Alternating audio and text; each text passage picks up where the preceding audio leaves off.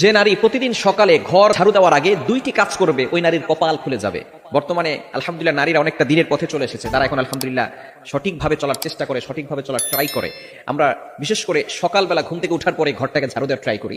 ঘরটাকে ঝাড়ু দেয়, বিশেষ করে মা বোনেরা যারা আছেন ঘরটাকে পরিষ্কার পরিচ্ছন্ন রাখার জন্য ঘুম থেকে উঠার পরেই ঘর ঝাড়ু দেয়। এই ঘর ঝাড়ু দেওয়ার আগে কিছু কাজ করতে হবে। দুইটি কাজ যদি নারীরা করতে পারে ওই নারীর কপাল খুলে যাবে। এক নাম্বার হচ্ছে ফজরের সালাত আদায় করা। ফজরের 2 রাকাত ফরজ নামাজ আছে না নাই? ফজরের নামাজ কয় রাকাত? মোট হচ্ছে 4 রাকাত, 2 রাকাত সুন্নত, 2 রাকাত ফরজ।